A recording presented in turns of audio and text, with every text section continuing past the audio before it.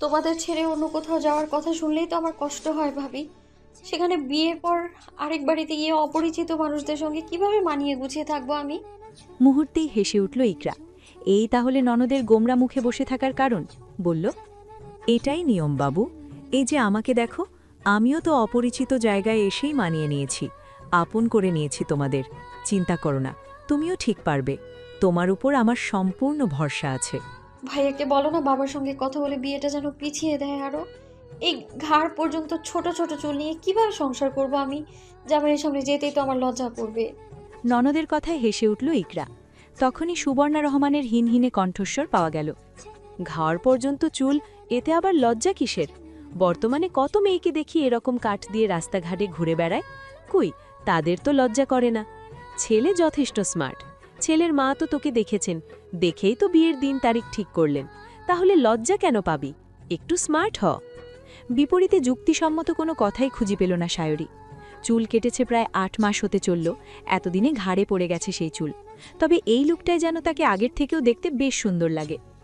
মাগরিবের নামাজের সময় পুত্রকে মসজিদে জামাতের সঙ্গে নামাজ পড়তে দেখে বেশ আশ্চর্য হলেন সাব্বির আহমেদ। স্কুল কলেজে থাকাকালীন ছেলেটা ৫ ওয়াক্ত নামাজ পড়ত, সবার আগে আগে মসজিদে এসে বসে থাকত। তারপর ধীরে ধীরে ছেড়ে দিল নামাজ। কতবার তাকে নামাজ পড়তে ডেকেছেন সাব্বির আহমেদ, তার হিসেব নেই। কিন্তু বরাবরই ছেলে উনার বিভিন্নভাবে এড়িয়ে গেছে ওনাকে। বিস্ময় চাপিয়ে রেখে নামাজে দাঁড়ালেন সাব্বির আহমেদ। নামাজ শেষে রবের নিকট চোখের পানি ফেলে ছেলের জন্য দোয়াও করলেন। নামাজ শেষ করে মসজিদ থেকে বের হয়ে জুতো পরছে উচ্ছ্বাস। তখনই কেউ তার কাঁধের হাত রাখল। ঘাড় ঘোরাতেই কিছুটা ভরকে গেল উচ্ছ্বাস। পাশেই দাঁড়িয়ে আছে তার বাবা। সাব্বির আহমেদ পুত্রের উদ্দেশ্যে শুধালেন, তা হেদায়েত অবশেষে এসেছে? হেদায়েত কে বাবা? বাম ভ্রুটা উঁচি করে প্রশ্ন করল উচ্ছ্বাস। হাস্যোজ্জ্বল মুখখানা মলিন হয়ে গেল সাব্বির আহমেদের। গলা ঝেড়ে বললেন, মূর্খ মানব, হেদায়েত মানে বুঝিস না? যাগ্গে, তা বাবা আজ মসজিদে পা দিলেন যে কেউ জোর করে এনেছে? আপনাকে তো জোর করে কিছু করানো সম্ভব নয়। জোর করে কি আনবে কেন? আমি তো নিজে ইচ্ছে এখানে এসেছি। এবার থেকে রোজ ৫ ওয়াক্ত সালাত আদায় করার সিদ্ধান্ত নিয়েছে। এটা দিয়ে ইবাদতের সময়। যুবক বয়সে বেশি বেশি করে ইবাদত করতে হবে। আর তারপর বলেই থেমে গেল উচ্ছ্বাস। অধরে পুনরায় হাসি ফুটে উঠল সাব্বির আহমেদের। আনন্দিত কণ্ঠে জিজ্ঞেস করলেন, তারপর? বিয়ে করতে হবে। যত তাড়াতাড়ি বিয়ে করব, যত তাড়াতাড়ি বিয়ে করব ততই সওয়াব পাবো। তাছাড়া জিনার হাত থেকে বাঁচার প্রধান হাতিয়ার হচ্ছে বিয়ে। তুমি বললে কালই আইলকে বলে মিষ্টি কিনে আনি। কি হবে মিষ্টি দিয়ে? তোর মা এবং আমার দুজনেরই তো ডায়াবেটিস। আহা, তোমাদের জন্য না তো, আমার জন্য। যে মেয়ে দেখতে যাবে সাথে মিষ্টি নিতে হবে না? রেগে গেলেন সাব্বির আহমেদ। চোখ দিয়েই যেন ঝলসে গেলেন ছেলেকে। নিচের দিকে তাকিয়ে আশেপাশে কিছু খুঁজতে লাগলেন। উচ্ছ্বাস জিজ্ঞেস করল, কি করছো? আমার জুতাটা খুবই নরম। তোর ওই গন্ডারের চামড়ায় আমার জুতা বসালে আমার দামি জুতোটাই ছিঁড়ে যাবে। এর থেকে কোনো শক্তপোক্ত জুতা পাওয়া যায় কিনা দেখতো। সাব্বির আহমেদের কথা শেষ হতে দেরি, কিন্তু উচ্ছ্বাসের দৌড় দিতে একটুও দেরি হয়নি। শরীরের সর্বশক্তি দিয়ে সে দৌড়াচ্ছে। পেছন থেকে চিৎকার করে সাব্বির আহমেদ বলছেন, থাম হতচ্ছাড়াও, থামতে বলছি তোকে, থাম। রাতের অন্ধকার বিলীন হয়ে দিনের আলো ফুটছে ধরণীতে। পা টিপে টিপে চোরের মতো বাড়িতে প্রবেশ করছে উচ্ছ্বাস। সতর্ক দৃষ্টিতে আশেপাশে আরেকবার লক্ষ্য করে ঘরের দিকে পা বাড়াতেই কেউ তার কাঁধে হাত রাখল। পথিমধ্যে থমকে দাঁড়ালো উচ্ছ্বাস। মুহূর্তেই ভিতরটা ধক করে উঠল। হাতের মালিক কে হতে পারে তা খুব ভালো করেই বুঝতে পেরেছে সে। পেছন থেকে গম্ভীর কণ্ঠের প্রশ্ন এলো, কি ব্যাপার, চোরের মতো বাড়ি ঢুকছিস কেন? শুকনো ঢোক গিলে পেছন ফিরল উচ্ছ্বাস। জোরপূর্বক হেসে বলল, চোরের মতো ঢুকবো কেন? নিজের বাড়িতে কেউ কি চুরি করতে আসে? আসলে তোমাদের যদি ঘুম ভেঙে যায়, সেজন্যই তো সতর্কতা অবলম্বন করে প্রবেশ করলাম। ঠিক করেছি না বাবা? তা কিভাবে ঢুকলি? তোর মা তো ঘুমাচ্ছে, দরজাও তো লক করা। আমার কাছে এক্সট্রা চাবি ছিল। ও, গত রাতে কোথায় ছিলি? মসজিদে ইমামের সঙ্গে গল্প করতে করতে ঘুমিয়ে গিয়েছিলাম।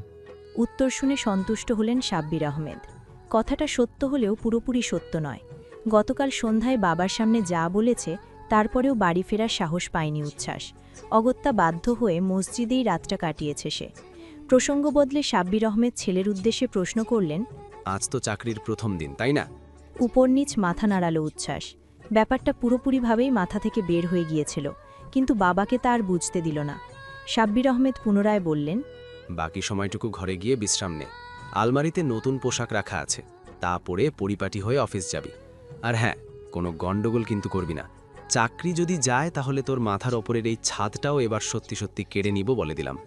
মুখখানা চুপসে গেল উচ্ছ্বাসের। উপর নিচ মাথা নাড়িয়ে বড় বড় কদম ফেলে চলে গেল নিজ কক্ষে। যাই হোক, গতকালের কথাটা যে বাবা ভুলে গেছে এই ভেবে নিশ্চিন্ত হতে পেরেছে সে। বাবার কথা মতো কিছুক্ষণ বিশ্রাম নিল উচ্ছ্বাস। তারপর নাস্তা খেয়ে তৈরি হয়ে বাইক নিয়ে বাড়ি থেকে বের হলো অফিসের উদ্দেশ্যে। অফিসে এসেই মনটা ভার হলো উচ্ছ্বাসের। খুব তো ভাব নিয়ে অফিসে এসেছিল, কিন্তু সারাটা দিন এখানে সে কাটাবে কি করে ভেবেই অস্বস্তি লাগছে। একজন টাক মাথার লোক উচ্ছ্বাসকে তার কাজগুলো সুন্দর করে বুঝিয়ে দিচ্ছে। মনের ছটফট ভাবটা মনের কুটিরেই লুকিয়ে রেখে গম্ভীর মুখে লোকটির কর্মকাণ্ড দেখে যাচ্ছে উচ্ছ্বাস। খানিক বাদে বাদে মাথা নাড়িয়ে বোঝাচ্ছে যে সে বুঝতে পারছে সবকিছু। নতুন জায়গা, নতুন কাজের সঙ্গে পরিচিত হতে হতেই দিনটা কেটে গেল উচ্ছ্বাসের। রাতে ক্লান্ত হয়ে বাড়ি ফিরেই শরীর এলিয়ে দিল বিছানায়। নেহা রুকি দিলেন ছেলের ঘরে। ঝাঝালো কণ্ঠে বললেন, কি রে, তুই এখনো বাহিরের পোশাক বদলাসনি? আবার এই পোশাক পরেই শুয়ে আছিস? যা, ফ্রেশ হয়ে আয়। খুব ক্লান্ত লাগছে মা, একটু পরে যাই। তোর বাবা এসে যদি তোকে এমন অবস্থায় দেখে, কি হবে ভাবতে পারছিস? বাবার কথা শুনতেই সব ক্লান্তি এক নিমিষে উধাও হয়ে গেল উচ্ছ্বাসের। ধরফুরিয়ে শোয়া থেকে উঠে গেল। আলমারি থেকে পোশাক নিয়ে চলে গেল বাথরুমে। পড়ার টেবিলে অন্যমনস্ক হয়ে বসে আছে সায়রী। মনটা তার ভালো নেই, কিন্তু কেন ভালো নেই তার কারণটাই সম্পূর্ণ অজানা। সুবর্ণা রহমান নের পেছনে এসে বেশ কিছুক্ষণ ধরে দাঁড়িয়ে আছেন, কিন্তু সায়রীর যেন কোনো দিকেই খেয়াল নেই। গালে হাত দিয়ে উদাস ভঙ্গিতে বসে আছে সে। সুবর্ণা এবার মেয়ের মাথায় হাত রাখলেন। তৎক্ষণাৎ কিছুটা লাফিয়ে উঠল সায়রী। কিছুটা তোতলিয়ে শুধালো, মা তুমি? সেই কখন ধরে দাঁড়িয়ে আছি, অথচ তুই টেরই পেলি না। কি হয়েছে তোর? ওই কিছু না তো। ও, কিছু বলবে? হ্যাঁ, কয়েক মাস পরেই তো তোর বিয়ে, তাই ফুয়াদ তোর সঙ্গে দেখা করতে চাইছে। যার সঙ্গে বাকি জীবনটা কাটাবি তার সঙ্গে যদি চেনা জানাই না থাকে তাহলে কেমন হয়? ফুয়াদি তোর বাবার কাছে প্রস্তাবটা রেখেছে। তৎক্ষণাৎ তোর বাবা ছেলেটার মুখের ওপর আর না করতে পারেনি, তাই রাজি হয়ে গেছে। ভ্রুযুগল কিছিত কুচকে গেল সায়রীর। প্রশ্ন করল, ফুয়াদকে? বিস্মিত হলেন সুবর্ণা। কণ্ঠে বিস্ময় রেখেই বললেন, সে কি, নিজের হবু স্বামীর নামই জানিস না? ফুয়াদের সঙ্গেই তো তোর বিয়ে ঠিক হলো, ওই যে সেদিন এলো। ও, তা তোমাদের কি মনে হচ্ছে না মা তোমরা একটু তাড়াহুড়ো করে ফেলছো? তাড়াহুড়োর কি আছে? মেয়ের বিয়ের বয়স হয়েছে তাই বিয়ে দিতে চাইছি। তাছাড়া তোকে তো জিজ্ঞেস করা হয়েছিল পছন্দের কেউ আছে কিনা, কিন্তু তুই তো বললি তেমন কেউ নেই, তাহলে আপত্তি কিসের? আমি তা বলছি না মা। তাহলে কি বলছিস? ফুয়ার ছেলেটা যথেষ্ট ভালো। তোর বাবা এবং মামা মিলে ভালো করে খোঁজ খবর নিয়েছে। ছেলে এবং ছেলের পরিবারের সকলে তোকে খুব পছন্দ করেছে। নীরব হয়ে গেল সায়রী। বলার মতো যুক্তিসঙ্গত কিছুই খুঁজে পেল না এই মুহূর্তে। মেয়েকে নীরব হয়ে যেতে দেখে সুবর্ণা পুনরায় বললেন, কালই তবে দেখা কর, ফুয়ার তোকে ফোন করে ঠিকানা জানিয়ে দেবে। আর হ্যাঁ, কোনো উল্টোপাল্টা কথা আবার বলিস না যেন। কালই মা? কেন? হ্যাঁ। বলেই মেয়ের কক্ষ ত্যাগ করলেন সুবর্ণা। সঙ্গে সঙ্গে মন খারাপের পরিমাণটা বৃদ্ধি পেল সায়রীর। বাইকটা পার্ক করে অফিসের লিফটে প্রবেশ করল উচ্ছ্বাস। ৮ম ফ্লোরে তার ডিপার্টমেন্ট। লিফটটা পুরোপুরি ফাঁকা। রাস্তায় জ্যাম থাকার কারণে আজ অফিসে আসতে উচ্ছ্বাসের একটু দেরি হয়ে গেছে। তৎক্ষণাৎ হন্তদন্ত হয়ে একটা মেয়ে ছুটে এসে প্রবেশ করল ভেতরে। ভ্রুজুরা কিচিত কুঁচকে আর চোখে একবার মেয়েটির দিকে তাকালো উচ্ছ্বাস, তারপর নীরবে বাটনে প্রেস করল। পরনের শাড়ির আঁচল দিয়ে কপালের ঘাম মুছে নিল মেয়েটি। গাঢ় দৃষ্টিতে উচ্ছ্বাসের দিকে তাকিয়ে মুচকি হেসে বলল, রাস্তায় এত যানজট যে কি বলবো, তার উপর মাঝপথে এসে রিকশা থেমে গেল। পুলিশের ভয়ে আর সামনেই এগোতে চাইল না, তাই বাধ্য হয়েই বাকি পথটা আমাকে হেঁটেই আসতে হলো। এবার ভালো করে মেয়েটির পানে গাঢ় দৃষ্টিতে তাকায় উচ্ছ্বাস। সম্ভবত মেয়েটি তার সমবয়সী হবে। চোখে মুখে ক্লান্তির ছাপ। অনেকটা পথ যে সে হেঁটে হেঁটে এসেছে তা তার ঘর্মাক্ত মুখখানা দেখেই সুস্পষ্ট। এই ক্লান্তির মধ্যেও মেয়েটির মুখে এক ফালি হাসি ঝলমল করছে। এই হাসিটাই যেন তার সৌন্দর্যকে বৃদ্ধি করেছে দ্বিগুণ। কয়েক মুহূর্ত তাকিয়ে থেকে দৃষ্টি সরিয়ে নিল উচ্ছ্বাস। তার থেকে কোনো সাড়া শব্দ না পেয়ে মেয়েটি এবারও আগবাগড়িয়েই বলল, আমি মিশমি, আপনার ডিপার্টমেন্টেই কাজ করি। গতকাল দেখলাম জামান ভাই আপনাকে কাজ বুঝিয়ে দিচ্ছে, তাহলে এখন থেকে তো আমরা সহকর্মী, তাই না? উচ্ছ্বাস গম্ভীর কণ্ঠে উত্তরে বলল, গতকাল জয়েন করেছে। আপনি কি খুব গম্ভীর, কথা কম বলা টাইপ লোক নাকি? না তো। দেখে মনে হচ্ছে আর কি। সন্তর্পণে দীর্ঘশ্বাস ফেলল উচ্ছ্বাস। মনে মনে ভাবতে লাগল, এই কথাটা যদি বাবা কিংবা শাহরির কানে পৌঁছাতো তাহলে হয়তো এতক্ষণে তারা বেশ মজা পেত। হাসতে হাসতে মেঝেতে গড়াগড়ি খেত, দ্বিতীয়বার ভাবত না। লিফটের দরজা খুলে যেতেই ভাবনার ইতি ঘটল উচ্ছ্বাসের। কোনো বাক্য বিনিময় না করে নীরবে স্থান ত্যাগ করল উচ্ছ্বাস। তার যাওয়ার পথে এক ঝাঁক বিস্ময় নিয়ে তাকিয়ে রইল মেশমি। মনে মনে আওড়ালো, ছেলেটা তো ভারী অভদ্র। একটা মেয়ে যে আগ বাড়িয়ে তার সঙ্গে পরিচিত হলো, অথচ তাকেই কিনা সম্পূর্ণ অগ্রাহ্য করে চলে গেল। নিজের আসনে এসে বসল উচ্ছ্বাস। এতদিন এই সময়টায় সে পথে ঘাটে সায়রীকে বিরক্ত করে কাটিয়েছে, অথচ আজ কিনা বসে থাকতে হচ্ছে সামনে এক গাদা ফাইল নিয়ে। খুব মনোযোগ সহকারে কাজ করতে লাগলো উচ্ছ্বাস। নিজের বাবার এত বড় একটা বাড়ি থাকার পরেও কিনা মাথার উপরে ছাদটা ধরে রাখার জন্য তাকে চাকরি করতে হচ্ছে। ভাগ্যটা সত্যিই খারাপ, নইলে কি আর এত নিষ্ঠুর একটা বাবা জোটে কপালে। কাজের মধ্যেই টেবিলের সামনে এসে উপস্থিত হলো মেশমি। চোখে মুখে তার খুশির ঝলক। উচ্ছ্বাস ভ্রু উঁচিয়ে শুধালো, কি চাই? আর কিছুক্ষণ পরেই লাঞ্চ টাইম। আজ আমার সঙ্গে লাঞ্চ করতে কি আপনার কোনো আপত্তি আছে? ডিপার্টমেন্টের সকলেই আমরা একটা পরিবারের মতো। একে অপরের সঙ্গে খুব ভালো সম্পর্ক আমাদের, তাই নতুনদের সঙ্গে পরিচিত হওয়াটাও একটা দায়িত্বের মধ্যেই পড়ে। আমার জানা মতে এখানে আরো 2 জন নতুন এমপ্লয়ি এসছেন। তাদের কি আমার সঙ্গে কেন লাঞ্চ করতে চাইছেন? মুখখানিতে মলিনতা ভর করল মিশমির। শানিত কণ্ঠে বলল, বুঝেছি, ইনডিরেক্টলি আমার প্রস্তাব আপনি নাকচ করে দিচ্ছেন। থাক, যাওয়ার দরকার নেই। আমাকে হয়তো আপনার পছন্দ হয়নি। কিছু একটা বুঝে আসতেই জিভে কামড় দিয়ে উঠল উচ্ছ্বাস। আহা, শেষমেশ কিনা মেয়ে মানুষকে সে অবজ্ঞা করছে, এটা তো তার স্বভাবের সঙ্গে একদম যায় না। নিজেকে ধাতস্থ করে মুখের মধ্যে এক কৃত্রিম হাসি ঝুলালো উচ্ছ্বাস। বলল, আসলে এটা আমার জীবনের প্রথম চাকরি তো, তাই এসব আমি তেমন একটা অভ্যস্ত নই, যার কারণে মেজাজটা একটু খারাপ। আপনি কিছু মনে করবেন না। লাঞ্চ টাইম হলে আপনি নিজ দায়িত্বে এখানে চলে আসবেন। আচ্ছা, আমি আপনাকে ট্রিট দেব। মিশমির ঠোঁটের কার্নিশে হাসি ফুটে উঠল। মাথা নাড়িয়ে আচ্ছা বলে চলে গেল নিজ আসনে। দুপুর 1টা বেজে 8 মিনিট। মাঘ মাস প্রায় শেষের পথে। আজ সকালেই ফুয়াদ নামক পুরুষটি সায়রীকে কল করে দেখা করার জন্য ঠিকানা জানিয়ে দিয়েছে, যার কারণে বাধ্য হয়েই 2টো ক্লাস করে ভার্সিটি থেকে বের হয়েছে সে। ছোট ছোট কদম ফেলে সামনের দিকে অগ্রসর হচ্ছে সায়রী। 1টা বাজার পরেও তার মধ্যে দ্রুত যাওয়ার কোনো তাড়া নেই। ইতোমধ্যেই পাশ দিয়ে দুটো খালি রিকশা চলে গেছে, অথচ তাতেও কোনো প্রতিক্রিয়া হলো না সায়রীর মধ্যে। মিনিট 15 পার হতেই মোবাইলটা ঝংকার তুলে বেজে উঠল। ভ্রুযুগল কুচকে স্ক্রিনে তাকাতেই বিরক্ত হলো সায়রী। ফুয়াদের নাম্বার থেকে কল আসছে। কল আসার কারণটা ভালো করেই জানে সায়রী। এবার নিজ সিদ্ধান্ত বদলে একটা রিকশা ডেকে তাতে উঠে পড়ল। রেস্টুরেন্টের ভেতরে একটা টেবিলে বসে আছে একজন প্রাপ্তবয়স্ক পুরুষ। এসি চলার পরেও সে ঘামছে। খানিক বাদে বাদে কপালে জমে থাকা ঘাম মুছে নিচ্ছে শুভ্র রঙের রুমাল দিয়ে। বাম হাত দিয়ে ঠিক করে নিচ্ছে মাথার ঘন কালো চুলগুলো। হুট করেই তার সামনে এসে দাঁড়ালো একজন যুবতী মেয়ে। মেয়েটিকে দেখতেই চোখে মুখে চিকচিক করে উঠল আনন্দ। সামনের চেয়ারটা দেখিয়ে দিয়ে বলল, মিস সায়রী যে, বসুন বসুন। সায়রী চেয়ার টেনে বসল। স্লান হেসে বলল, আপনাকে নিশ্চয়ই অনেকক্ষণ ধরে অপেক্ষা করতে হয়েছে, তার জন্য আমি দুঃখিত। আসলে আমি আবার এসব ধরা বাঁধার সময় মেনটেন করে চলতে পারি না। হাসিটা চওড়া হলো ফুয়াদের। বলল, সমস্যা নেই, আমিও এই কিছুক্ষণ হলো এসেছি। প্রত্যুত্তরে মুচকি হাসল সায়রী। টি বলে কথা আরও এগোনো যায় তাই ভাবছে ফুয়াদ। চোখ ঘুরিয়ে ঘুরিয়ে রেস্টুরেন্টটা ভালো করে পর্যবেক্ষণ করছে সায়রী। রেস্টুরেন্টের ভেতরটায় খুবই সুন্দর ডেকোরেশন করা।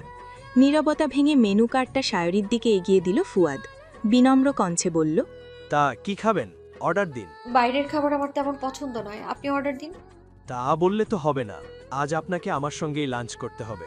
বলেই নিজের পছন্দ মতো খাবার অর্ডার দিল ফুয়াদ। খাবার আসতে কিছুটা সময় লাগবে, এতক্ষণ তো আর চুপ থাকা যায় না। অপরিচিত একটা লোকের সামনে বসে থাকতে বেশ অস্বস্তি বোধ করছে সায়েরি। ফুয়াদ বলে উঠল, আপনি কি নার্ভাস ফিল করছেন?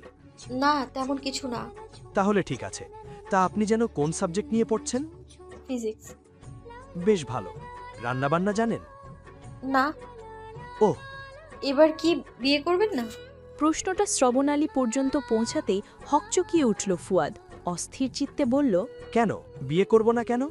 এই যে আমি রান্নাবান্না জানি না, ঘর দৌড়ের কাজও তেমন একটা পারি না, লেখাপড়া নিয়ে ব্যস্ত থাকায় মা এইসবে জড়াননি আমায়। এখন আবার বাড়িতে ভাবি আছে যে কিনা আমাকে রান্নাঘরের ধারে কাছেও যেতে দেয় না। মুখের আদল বদলে গেল ফুয়াদের। পূর্বের ন্যায় হেসে উঠল শব্দহীন, বলল, সমস্যা নেই, সবাইকে যে সব পারতে হবে এমন কি কোনো ধরাবাঁধার নিয়ম আছে? বিয়ের পর না হয় আস্তে আস্তে শিখে নেবেন। আমার মা আবার বেশ ভালো রান্না জানেন, আপনাকেও শিখিয়ে দিবে। প্রত্যুত্তর করল না সায়েরি, মুচকি হাসল। ফুয়াদ পুনরায় জিজ্ঞেস করল, আমাকে কি আপনার পছন্দ? বিয়েতে রাজি আপনি? হাস্যোজ্জ্বল মুখখানায় আধার নেমে এলো সায়েরির। কি উত্তর দিবে সে? ছেলেটিকে অপছন্দ হওয়ার কোনো কারণ নেই, আবার পছন্দ হলেই যে বিয়ে করতে হবে এমনও কোনো কথা নেই। বিয়েতে যে সে রাজি না তা অনেক আগেই পরিবারকে জানিয়ে দিয়েছে, কিন্তু এর বিপরীতে কোনো গুরুতর কারণ দেখাতে না পারায় তার কথাকেও কেউ গুরুত্ব দেয়নি। ভাবতে ভাবতেই খাবার নিয়ে চলে এলো ওয়েটার। ফুয়াদের প্রশ্নের উত্তরটা আর পাওয়া হলো না। খাবার খেতে খেতে হঠাৎ সায়েরির দৃষ্টি গিয়ে ঠেকল কয়েক টেবিল দূরে বসা পরিচিত মুখটির পানে। চোখ জোড়া বন্ধ করে নিল সায়েরি। কয়েক সেকেন্ড পর আবারও সেদিকে তাকালো। না, ভুল কিছু দেখছে না সে। সত্যি সত্যি টেবিলটায় ঠিক তার দিকে মুখ করেই বসে আছে উচ্ছ্বাস। তার সামনের চেয়ারে বসার শাড়ি পরিহিত এক রমণী। চোখ দুটো জ্বলে উঠল সায়েরির। বুকের ভেতর দাউ দাউ করে জ্বলে উঠল দাবানল। মনে মনে ক্রোধ নিয়ে বলল, কে ওই মেয়েটা?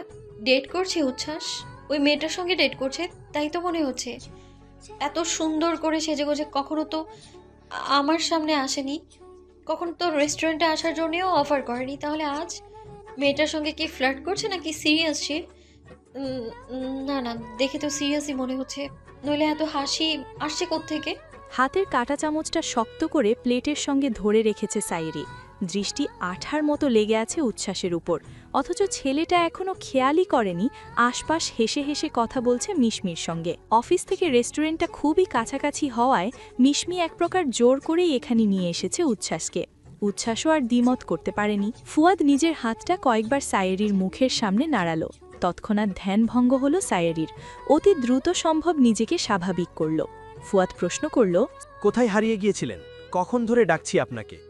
কি যেন বলছিলেন? থাক, সেসব বাদ দিই। আচ্ছা, আজ বাকি সময়টা কি আপনি ফ্রি? কেন? না, এমনি, আমিও আজ ফ্রি। সব কাজ অন্যদের বুঝিয়ে দিয়ে এসেছি, তাই আজ আমার ছুটি। সাইরির দেশটি এখনও উচ্ছ্বাসের পানে। হাত মুছে বিল পেমেন্ট করে সামনে তাকাতেই ললাটে ভাঁজ পড়ল উচ্ছ্বাসের। সাইরিকে দেখে বিস্মিত হল। চোখাচোখি হলো দুজনের। ঠোঁটের কার্নিশে হাসি ফুটে উঠল উচ্ছ্বাসের। চেয়ার ছেড়ে সামনে এগোতে নিলেই টান অনুভব করল হাতে। চমকিত নয়নে পিছু ফিরল। মিশমি তার হাত ধরেছে, তাড়া দিয়ে বলল, এবার অফিসে চলুন, দেরি হয়ে গেলে বকা খেতে হবে। ঘড়ির দিকে তাকালো উচ্ছ্বাস। সত্যিই হাতে আর বেশি সময় নেই। ঘাড় ঘুরিয়ে আরেকবার সায়েরির দিকে তাকিয়ে চুপচাপ মিশমির সঙ্গেই বেরিয়ে গেল। তার এহেন কাণ্ডে চরম ক্ষিপ্ত হলো সায়েরি। ছেলেটার সাহস দেখে রীতিমতো অবাক হলো। যেই ছেলে যেখানে সেখানে তাকে দেখলেই কিছু না ভেবে এগিয়ে এসে কথা বলে, সেই ছেলেই কিনা আজ তাকে দেখেও না দেখার ভান করে চলে গেল। মনে মনে কঠোর সিদ্ধান্ত নিল সায়েরি। এরপর যদি উচ্ছ্বাস তার ওই মুখটা নিয়ে আরেকবার সামনে এসে দাঁড়ায়, তাহলে তার ওই মুখ ভেঙে দিবে সায়েরি। এমনভাবে ভাঙবে যাতে জীবনেও আর কোনো মেয়ের সঙ্গে হেসে লুটোপুটি খেতে না পারে। রাগ, জেদ, ক্ষোভ শব্দগুলোর বিস্তার মানব জীবনে ক্ষণস্থায়ী। তেমনি সায়েরির সব রাগও এখন রূপান্তরিত হয়েছে অভিমানে। উচ্ছ্বাসের উপর তার মারাত্মক অভিমান জমেছে। আজ 3 দিন ধরে উচ্ছ্বাস নামক অসভ্য পুরুষটির সঙ্গে তার সাক্ষাৎ হয় না। সেই যে রেস্টুরেন্টে কিছু সময়ের জন্য দুজনের চোখাচোখি হলো, তারপর আর কেউই কারো মুখোমুখি হয়নি। রাগের মাথায় খুব গুরুতর একটা অঘটনও ঘটিয়ে ফেলেছে সায়েরি। ফুয়াদের সঙ্গে দেখা করে আসার পরপরই বাবা জিজ্ঞেস করেছিলেন ফুয়াদকে কেমন লেগেছে। সায়েরি দাঁতে দাঁত চেপে উত্তরে বলেছে, খুব ভালো লেগেছে। যত তাড়াতাড়ি সম্ভব বিয়ের ব্যবস্থা করো বাবা। এই মুহূর্তে নিজেকে নিজের কাছেই অনুভূতিশূন্য মনে হচ্ছে সায়েরির। মন কি চাইছে বুঝতে পারছে না সে। আচ্ছা, উচ্ছ্বাসকে এখনও কি সে ভালোবাসে? হয়তো বাসে। ভালোবাসা কি এত ঠুনকো শব্দ নাকি যে সহজেই তা মানব জীবনে আসবে আবার চলেও যাবে? যারা সত্যিকারের ভালোবাসে তাদের ভালোবাসা কি আদৌ নিঃশেষ হতে পারে? না, পারে না। একটা সময় উচ্ছ্বাস নামক পুরুষটির জন্য কত পাগলামিই না করেছে সায়েরি। তবে এখনও কি সায়েরি ভালোবাসে উচ্ছ্বাসকে? হয়তো বাসে, কিন্তু নিজের কাছে এই সত্যটা স্বীকার করতে কেমন যেন এক কুণ্ঠা বোধ হয়। উচ্ছ্বাসের ভাবনা মন মস্তিষ্কে আসলে বারবার সেই ভাবনাকে বিতাড়িত করেছে সায়েরি। জোরপূর্বক নতুন ভাবনায় বিভোর হয়ে থাকার চেষ্টা করেছে। উচ্ছ্বাস স্ব-ইচ্ছায় সামনে এলে প্রকাশ করেছে বিরক্তি এবং রাগ, কিন্তু এই মুহূর্তে শায়রি অনুভব করল তার ভীষণ কষ্ট অনুভূত হচ্ছে। উচ্ছ্বাসের অমন আচরণে মনের গহীনে চাপা পড়ে আছে ভারী এক দুঃখ। ভাবনার মধ্যেই খেয়াল করল ইতোমধ্যে তার চোখ জোড়ায় হানা দিয়েছে অশ্রু। চারিদিকে সন্ধ্যা নেমেছে। মাগরিবের আজান পড়তেই শায়রির টনক নড়ল। সকল দুঃখ কষ্ট ভাবনার অবসান ঘটিয়ে নিচে নেমে এলো শায়রি। ঘরে গিয়ে অজু করে নামাজ পড়ে নিল। অফিস থেকে সবে বাইক নিয়ে বের হয়েছে উচ্ছ্বাস। পথিমধ্যেই দেখা হয়ে গেল মিশমির সঙ্গে। মেয়েটি হাতের ইশারায় তাকে থামতে বলল। অনিচ্ছা সত্ত্বেও বাইক থামালো উচ্ছ্বাস। চেয়েও মেয়েটিকে সম্পূর্ণ উপেক্ষা করে চলে যেতে পারল না। এক অফিসে কাজ করায় ব্যাপারটা দৃষ্টিকটু দেখায়। মিশমি এগিয়ে এলো, ইতস্তত কণ্ঠে বলল, আমাকে একটু বাড়ি পর্যন্ত পৌঁছে দিয়ে আসতে পারবেন? আজ একটু দ্রুত বাড়িতে যেতে হবে, সেই জন্যই তাড়াতাড়ি ছুটি নিয়েছিলাম। অথচ দেখুন গাড়ি পাচ্ছি না, যা দু একটা সিএনজি আসছে তাও আবার অধিক ভাড়া চাইছে। তার উপর একা একটা মেয়ে আমি, একা একটা সিএনজিতে করে কিভাবে বাড়ি পৌঁছাই বলুন তো? দিনকাল ভালো নয়, কার মনে কি আছে কে জানে। তো রিক্সা করে চলে যান। আপনি তো বললেন অফিস থেকে আপনার বাড়ির দূরত্ব খুব একটা বেশি না। আহা, আপনি বুঝতে পারছেন না, এই রাত বিরেতে একা যাওয়া আমার উচিত হবে না। তাছাড়া রিক্সা করে তো আরও অনুচিত। আপনি যদি আপনার বাইকে আমায় লিফট দিতেন খুব উপকৃত হতাম। উচ্ছ্বাসের এই মুহূর্তে খুব করে ইচ্ছে জাগল মুখের উপর বলে দিতে। খুব ইচ্ছে হলেও কথাটা বলতে পারল না উচ্ছ্বাস। গলা পর্যন্ত এসে বাক্যগুলো আটকে গেল। নিজের পরিচিতি কাছের মানুষদের সঙ্গে উচ্ছ্বাস যেমন আচরণই করুক না কেন, অপরিচিত বাহিরের মানুষদের সামনে তার আচরণ নিতান্তই ভিন্ন রকম। উত্তরের আশায় উচ্ছ্বাসের মুখশ্রীর পানে তাকিয়ে আছে মিশমি। বাইক থেকে নেমে গেল উচ্ছ্বাস। কয়েক মিনিট খোঁজাখুঁজি করে অবশেষে একটা রিক্সা ঠিক করল। মিশমির দিকে এগিয়ে এসে বলল, নিন, এবার উঠে পড়ুন। মুখশ্রী মলিন হয়ে গেল মিশমির। অভিমানী কণ্ঠে বলল, আমাকে একটু লিফট দিলে কি আপনার বাইক জ্বলে যেত? নাহাত আজ একটু তাড়া ছিল আর মন মতো গাড়িও পাচ্ছিলাম না, তাই লিফট চাইতে বাধ্য হয়েছে। আচ্ছা, বিরক্ত করার জন্য দুঃখিত। যথেষ্ট নম্র কণ্ঠে উচ্ছ্বাস প্রত্যুত্তরে বলল, ভুল বুঝবেন না আমায়। আপনার আর আমার বাড়ির রাস্তা দুটো দুদিকে। এখন আপনাকে বাড়ি পৌঁছে দিয়ে আবার আমি বাড়ি ফিরব, যা অনেক সময়ের ব্যাপার। তাছাড়া এই মুহূর্তে আমি খুবই ক্লান্ত। কথাটা বলেই দ্রুত গিয়ে বাইকে উঠে বাইক স্টার্ট দিল উচ্ছ্বাস। ননদের জন্য নাস্তা নিয়ে এসেছে ইকরা। ভাবিকে দেখতেই তাকে টেনে এনে বিছানায় বসালো শায়রি। বিব্রত কণ্ঠে বলল, কিছু কথা ছিল ভাবি। বলো। আচ্ছা ভাবি, ধরো মন চাইছে একজনকে, কিন্তু পরিবার বিয়ে ঠিক করেছে আরেকজনের সঙ্গে, তো এখন কি করা উচিত? কার কথা শোনা উচিত, মনের নাকি পরিবারের? ননদের কথায় অবাক হলো ইকরা। জিজ্ঞেস করল, তার মানে তোমার মনে অন্য কেউ আছে, এই জন্যই বিয়ে করতে চাইছো না, তাই তো? ঘাবড়ে গেল শায়রি। জোর গলায় বলল, না না ভাবি, আমার কেউ থাকলে তো অবশ্যই তোমায় সবটা জানাতাম, তাই না? আসলে আমার এক বান্ধবী আমায় এই প্রশ্নটা করেছিল, কিন্তু উত্তরটা আমার জানা নেই, তাই তোমায় জিজ্ঞেস করলাম। মন যাকে চায় তাকে যদি তুমি ভালো করে চেনো জানো, সে যদি তোমার জন্য ভালো হয়, তাহলে তোমার উচিত মনের কথা শোনা। অনেক সময় মানুষ ভুল মানুষকে ভালোবেসে ভুল মানুষের সঙ্গেই সংসার বাঁধে। আবার বাবা মাও যে সবসময় সঠিক হয় এমনও কিন্তু নয়। অনেক সময় বাবা মাও মানুষ চিনতে ভুল করে। তাই বিয়ের মতো পবিত্র সম্পর্কে বাধা পড়ার আগে ভালো করে ভেবে চিনতে সিদ্ধান্ত নেওয়া উচিত।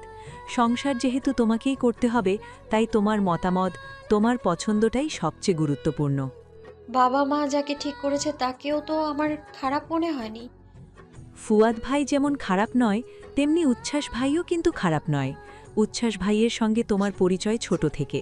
উনি তোমাকে যতটা বোঝেন, মনে হয় না অন্য কেউ তোমায় অতটা বুঝতে পারবে। উনার বাবা মাও তোমাকে খুব স্নেহ করে। কখনো তোমাদের মধ্যে কোনো সমস্যার সৃষ্টি হলে সহজেই তা মিটিয়ে ফেলা যাবে। তাছাড়া সবচেয়ে বড় কথা হচ্ছে তুমি তাকে ভালোবাসো। অস্থির নেত্রে ভাবির পানে তাকালো শায়রি। ঘন পল্লব ঝাপটে চঞ্চল কণ্ঠে বলল, না ভাবি, আমি ওনাকে। কথার মধ্যিখানেই তাকে থামিয়ে দিল ইকরা। বলল, তুমি ওনাকে ভালোবাসো। ভালো না বাসলে অন্য পুরুষকে বিয়ে করা নিয়ে এত আপত্তি কিসের? আসলে তোমার মনের ভেতরে ওনার প্রতি অভিমান জমা হয়েছে, যার কারণে তুমি সিদ্ধান্তহীনতায় ভুগছ। হার মেনে নিল শায়রি। চোখে মুখে ফুটে উঠল অসহায়ত্ব। ভরাট কণ্ঠে বলল, উচ্ছ্বাস আমার অনুভূতি নিয়ে ঠাট্টা বিদ্রুপ করেছিল ভাবি। সবই তো তোমার জানা। আচ্ছা সব বাদ, আমি যখন ওনাকে জিজ্ঞেস করলাম আমায় ভালোবাসে কিনা, উত্তরে উনি কি বলেছে জানো? কি বলেছে? বলেছে আমি তোমায় একটুও ভালোবাসি না সায়রি, কিন্তু আমার তোমাকে লাগবে, তোমাকেই বিয়ে করব আমি। অথচ আজ 1 সপ্তাহ হতে চললো আমার সঙ্গে উনি নিজ থেকে দেখা করেননি। সেদিন রেস্টুরেন্টে অন্য একটা মেয়ের সঙ্গে দেখে এলাম ওনাকে, উনিও আমায় দেখেছেন, অথচ এমন ভাব নিলেন যেন চেনেই না আমায়। সেই ঘটনার 3 দিন পার হলো, তারপরেও কোনো যোগাযোগ করলো না উনি। মুচকি হাসল ইকরা, বলল, তুমি ভাইয়ার সঙ্গে যেমন আচরণ করো তারপরেও তো উনি তোমায় কিছুই বলেন না। আর তোমার ভাইয়ার সঙ্গে আমার রিলেশন চলাকালীন একটা ধমকও আমি তাকে দিতে পারিনি। আমাকে তোমার ভাই জীবনে প্রপোজ পর্যন্তও করেনি। সিনিয়র হওয়ার দরুন র্যাগিংয়ের ভয় দেখিয়ে বিভিন্ন ফায়ে ফরমায়েশ খাটাতেন। এই যেমন তেষ্টা পেয়েছে, একটু পানি খাওয়াও তো জুনিয়র। ক্যাম্পাস থেকে বের হওয়ার আগে রোজ আমায় লম্বা করে একটা সালাম দিয়ে যাবে, ক্ষুধা লেগেছে, ক্যান্টিন থেকে সিঙ্গারা কিনে এনে দাও তো। এসব যেমন সহ্যও করতে পারতাম না, তেমন মুখের উপর নাও করতে পারতাম না। তাদের ছিল বিশাল এক গ্যাং। সেই তুলনায় আমার মোটে দুটো সাদাসিধে বান্ধবী। সবার মুখে শুনে এসেছি সিনিয়ররা খুব খারাপ হয়, উনাদের কথা না শুনলে নাকি ক্যাম্পাসে টিকে থাকা মুশকিল। এভাবেই একটা বছর কাটল। কোনো আনুষ্ঠানিকতা ছাড়াই হঠাৎ একদিন তোমার ভাই আমার সামনে এসে বলল, আমার সঙ্গে প্রেম করবে ইকরা? আমি দুদিকে মাথা নাড়িয়ে না করলাম, অথচ সেসব এসে পাত্তাই দিল না। উল্টো ধমক দিয়ে বলল, তোমার হ্যাঁ নাতে আমার কিছু যায় আসে না। আমার ইচ্ছে হয়েছে তাই আমি তোমার সঙ্গে প্রেম করব। আজ থেকে তুমি আমার প্রেমিকা। তারপর শুরু হয়ে গেল আমাদের নামমাত্র প্রেম। অতি দ্রুত ক্যাম্পাসের সবাইও তা জেনে গেল। রাতারাতি আমি বনে গেলাম ক্যাম্পাসের ভাবি। শব্দ করে হেসে উঠল শায়েরি, তার সঙ্গে তাল মেলালো ইকরাও। হাসি থামিয়ে পুনরায় বলল, একটা সময় আমিও এই মানুষটার প্রতি খুব বাজেভাবে দুর্বল হয়ে গেলাম। লেখাপড়া শেষ হতে না হতেই তোমার ভাইয়ের মাথায় বিয়ের ভূত চাপল, তাই পরিবারকে মানাতে তিনি ব্যস্ত হয়ে পড়ল। কিন্তু তোমাদের পরিবার তো কিছুতেই মানবে না এই সম্পর্ক। আমি তাকে বুঝিয়ে বললাম, সমস্যা নেই, আমার লেখাপড়াটা আপাতত শেষ হোক, আর তুমিও বরং বাবা মাকে মানানোর চেষ্টা করে যাও। এক সময় না এক সময় তো মানবেনই। কিন্তু সব পরিকল্পনা ভেস্তে গেল, কিছুতেই যেন কিছু হলো না। একটা সময় আমার বিয়ে শেষ হলো, ওদিকে আমার পরিবারও আমার বিয়ে ঠিক করল। তোমার ভাইকে জানানোর পর সে কিছুই বলল না। কদিন পর হুট করে তোমার ভাই খুলনায় এসে আমায় ফোন দিয়ে জানালো, আমি তোমার বাড়ির সামনে দাঁড়িয়ে আছি ইকরা, 5 মিনিটের মধ্যে নিচে এসো, এখনই আমরা বিয়ে করব। যদি একটুও দেরি হয় তাহলে আমি সুইসাইড করব বলে দিলাম। এই কথা শুনে যেমন আমি অবাক হয়েছি, তার থেকেও বেশি ভয় পেয়েছিলাম। শেষে আমার বাপ ভাইরা জোর করে বাড়ির ভেতরে এনে অনেক বোঝালো তাকে, কিন্তু তার এক জেদ, আমায় নাকি এই মুহূর্তেই সে বিয়ে করবে। এমনকি বলে দিল, আপনাদের মেয়ে যেহেতু আমার সঙ্গে প্রেম করেছে, সেহেতু বিয়েও তার আমাকেই করতে হবে, আর তা এক্ষুনি। যেখানে সাইন করতে হবে করব, তবুও বউ ছাড়া আমি কোথাও যাচ্ছি না। সেদিক থেকে উচ্ছ্বাস ভাই তো এমন কিছুই করেনি। এই গল্পগুলো আগেও শুনেছে শায়েরি, তবে এই মুহূর্তে সে কিছুটা মিইয়ে গেল। ইকরা বসা থেকে উঠে দাঁড়ালো, ননদের কাঁধে হাত রেখে বলল, এই তো কিছুদিন হলো উচ্ছ্বাস ভাই নতুন চাকরিতে জয়েন হয়েছে, তাই হয়তো কাজের চাপ একটু বেশি। তোমার উচিত ওনার সঙ্গে গিয়ে কথা বলা, দেরি হয়ে গেলে আবার যেন তোমাকেই না আফসোস করতে হয়। ব্যথায় জর্জরিত দৃষ্টি নিয়ে ভাবির পানে তাকায় শায়েরি, কিন্তু সেই দৃষ্টি অগ্রাহ্য করে কক্ষ ত্যাগ করে ইকরা। রাতে খাবার টেবিলে আসতেই বাবাকে খাবার সম্মুখে নিয়ে বসে থাকতে দেখে চমকায় উচ্ছ্বাস। চেয়ার টেনে বসে মায়ের উদ্দেশ্যে প্রশ্ন করে, ব্যাপার কি মা, তোমার স্বামী আজ এ সময় খাবার টেবিলে যে? ছেলের কথায় কেসে উঠলেন সাব্বির আহমেদ। নেহার চোখ রাঙানি দিতেই থেমে গেল উচ্ছ্বাস, চুপ করে খাবার খেতে লাগল। সাব্বির আহমেদ গম্ভীর কণ্ঠে প্রশ্ন করলেন, তা তোর অফিসের কি খবর? দিনকাল কেমন যাচ্ছে? খুব ভালো। ভালো হলেই ভালো। খানিক নীরবতার পর মুখ তুলে চাইল উচ্ছ্বাস। বাবার মতিগতি বোঝার চেষ্টা করে বিস্তর হেসে শুধালো, তোমার মন মেজাজ কি আজ ভালো বাবা? কবে আবার খারাপ ছিল? তার মানে ভালো? হ্যাঁ। কতটুক ভালো? একটুখানি নাকি অনেকখানি? খাবার রেখে ছেলের পানে এবার গাঢ় দৃষ্টি নিক্ষেপ করলেন সাব্বির আহমেদ। বাবার চাহনিতে হাসিটা চওড়া হলো উচ্ছ্বাসের। লাজুক কণ্ঠে ইনিয়ে বিনিয়ে বলল, দেখো বাবা, আমি এবার খুবই সিরিয়াস। চাকরি তো জয়েন করেছে, আরে চাকরি যাওয়ার কোনো চান্সও নেই। আসল কথায় আয়। অলরেডি আমার বিয়ের বয়স হয়ে গেছে বাবা। এদিকে মাও বাড়িতে একা, সারাদিন একা একা বাড়িতে একটা মানুষের কি ভালো লাগে বলো? তাছাড়া মায়ের নাকি একটা মেয়ের অনেক শখ ছিল, কিন্তু তুমি তো সরাসরি সেই শখ পূরণ করতে পারো নি। তাই যদি আমার বিয়েটা দিয়ে দিতে।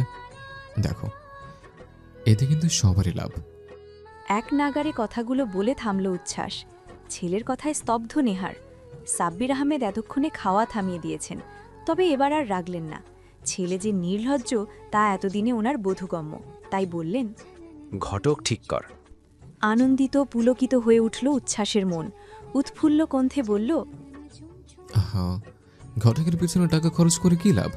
পরিচিতদের মধ্য থেকে কাউকে ঠিক করো না। পরিচিত এমন কেউ আছে বলে তো আমার ঠিক মনে পড়ছে না। আহা, মনে করে দেখো না। এবার গভীরভাবে ভাবতে লাগলেন সাব্বির আহমেদ। কিছুক্ষণ ভাবার পর বললেন, তোর ফুপাতো বোনদের তো সেই কবেই বিয়ে হয়ে গেছে। তাহলে চাচাতো বোন অবশ্য আছে, তবে তাদের কথা কিন্তু একদম মাথায় আনবি না। ওরা আমাদের বংশের মেয়ে, অর্থাৎ ওদের সঙ্গে কোনো মতেই আমি তোর বিয়ে দেব না। আর তোর নানার বংশের দিকে অন্তত ফিরেও তাকাস না। ওই বংশের একটা মেয়ে এনে আমার অর্ধেক জীবন যায় যায় অবস্থা হয়ে গেছে, তাই আমি চাই না তোর জীবনও এমন হোক। স্বামীর কথায় ফুঁসে উঠলেন নেহার। কটাক্ষ করে বললেন, তোমার বংশ বুঝি খুব ভালো, আমি বলে তোমার মতো হাড় কিপ্টের সংসার করছি। কথায় কথা বাড়ে, তেমনি সাব্বির আহমেদও পাল্টা জবাবের জন্য প্রস্তুত হলেন, কিন্তু পারলেন না। উনাকে থামিয়ে দিয়ে উচ্ছ্বাস বলে উঠল, এসব ঝগড়া ঝাঁটি আমি এখন মানব না। আগে বিয়ের কথা, তারপর অন্য কথা। ছেলে রেহানো কথায় দুজনেই থেমে গেলেন। উচ্ছ্বাস আগ্রহ নিয়ে বলল, বাবা, তোমার বন্ধুর মেয়ের কথা তো বললে না। বন্ধুর মেয়ে? উচ্ছ্বাস উৎসাহিত কণ্ঠে বলে উঠল। হ্যাঁ হ্যাঁ। আবারও ভাবনায় পড়লেন সাব্বির আহমেদ। ভেবেচিন্তে বললেন, আজাদের তো কোনো মেয়ে নেই, বরং 3টে ছেলে ছিল। শাহিনের 2টো মেয়ে অবশ্য ছিল, তার মধ্যে একটা তোর থেকে বয়সে বড়, তার বিয়ে হয়ে বাচ্চা কাচ্চা হয়ে গেছে। দ্বিতীয়টার বিয়ে তো এবছরই খেয়ে এলাম। আর কেউ আছে বলে তো মনে পড়ছে না। তাহলে তোমার কলিগ? ওরা এখন নাতি নাতনিদের সঙ্গে খেলা করে, বিয়ের বয়সে মেয়ে পাবে কোথায়? বিরক্তিতে চোখ মুখ কুঁচকে নিল উচ্ছ্বাস। সব কথাই আসছে, কিন্তু আসল কথাতেই বাবা আসছে না। নিজেকে আর আটকে রাখতে পারল না উচ্ছ্বাস। চটজলদি বলে উঠল, সব বললে, অথচ রেজা আঙ্কেলের মেয়ে শাহরের কথা তো একবারও বললে না। সেটা তো তোমার কলিগ হয়, বন্ধু বলা চলে। হাতে নাগলে এত সুন্দর মেয়ে থাকতে অত দূর দূরান্তে চলে যাচ্ছ কেন? সাইরি, তোর সাইরিকে পছন্দ? চমকায়িত কণ্ঠে বলে উঠলেন নেহার। সাব্বির আহমেদ কটাক্ষ করে বললেন, সবে জানলে ছেলের কুকীর্তি। তোমার ছেলে সেই কবে থেকে এই মেয়েকে রাস্তাঘাটে উত্ত্যক্ত করে যাচ্ছে। বাপ ছেলের কথায় একের পর এক শক খাচ্ছেন নেহার। সাব্বির আহমেদ গম্ভীর কণ্ঠে বললেন, শায়েরির বিয়ে এবার পুরোপুরি পাকা। চাইলেও তুই আর এই বিয়েতে ভাঙচি দিতে পারবি না। উচ্ছ্বাস নিজেই এবার বিস্মিত। বাবা তার মানে সব জানে, অথচ জেনেও কি সুন্দর না জানার ভান ধরেছিল এতদিন। নেহার পুনরায় বলে উঠলেন, বিয়েতে ভাঙছি? এবার উচ্ছ্বাসের পানে তাকালেন সাব্বির আহমেদ। বললেন, আগেই বলেছিলাম ওইসব বন্ধু-বান্ধব বখাটেপনা বাদ দিয়ে লেখাপড়ায় মন দে, ভালো একটা চাকরি কর। কিন্তু না, বাবার কথা শুনলি না। এখন বসে বসে তার বিয়ে দেখ। কদিন পর এমনিতেই বিয়ের কার্ড বাড়ি পর্যন্ত চলে আসবে, চিন্তা করিস না। উচ্ছ্বাস অসহায় মুখ করে বলল,